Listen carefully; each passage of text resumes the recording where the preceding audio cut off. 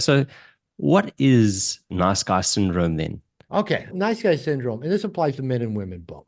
And basically, it's a person who, usually at a very early age, inaccurately internalized a belief, an emotional belief that says, I'm not okay. I'm not good enough. Most of us inaccurately internalize a belief because my parents didn't pay attention, meet my needs in timely, judicious, and consistent ways. I'm not lovable. That's called toxic shame. And a toxic shame is an emotional belief, it's not an intellectual belief. We'll start adding words and evidence on top of the emotional belief. But the emotional belief is there's something wrong with me. I'm not good enough. Now, this is painful to feel like you're not good enough. There's something wrong with you. You're unlovable. What every human being does to deal with toxic shame is they try to do things in the moment to try to diminish those feelings that they feel. Again, this begins usually in infancy. Some babies cry, some babies eat, some babies sleep, some babies put their thumb in their mouth. I sucked my thumb till I was in kindergarten. Think maybe I was dealing with uncomfortable emotions. I was.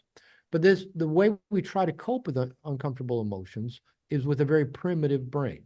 The other thing that these young infants, babies, children try to do is try to prevent the things that cause those uncomfortable emotions from happening again. So if I do this or don't do that, then I won't have this painful experience. Again, we're using a very primitive emotional brain, not a rational brain. But then we bring these two core things, trying to manage the uncomfortable emotions now and try to prevent them in the future. We bring that into adolescence where they get, put on steroids with hormones, get stronger. We come into adulthood, they're pretty well cemented into our personality.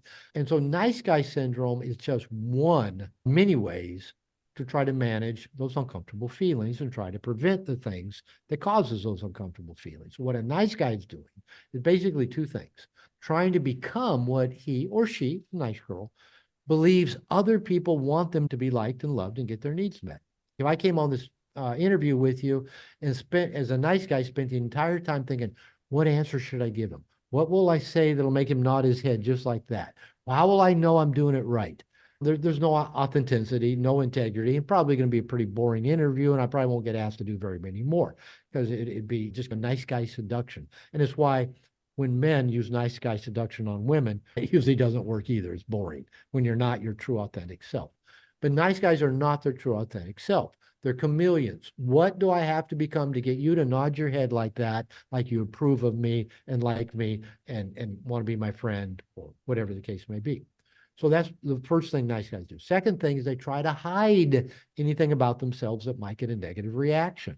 So if I'm constantly going, oh, he got that look when I said that, I better not bring that subject up again. Or, ooh, when I said fuck, he got a look. I better not swear anymore. I better hide. And the main thing that nice guys are hiding is their needs, their wants, and usually their sexuality. And so between trying to become something to get approval and validation, which will change moment to moment, depending the context of who we're with, and hide the things about us we think there's no real us in there, right? There's no, what do I want? What do I like? What do I want to do? There's no, what is my truth? What do I believe in? What is my purpose? There's none of that. That's why nice guys very rarely have any sense of purpose about them. Not only that fear of taking a leap of faith, because it might be wrong. And what happens if I do something wrong? Oh no, that proves I'm not good enough. So that's the basic nice guys, that chameleon, trying to manage our uncomfortable feelings, usually manage our shame, manage our anxiety by becoming what we need to become to get people to nod their head and hiding anything that might get people to like what, squint, get mad, leave us, abuse us, call us names, whatever.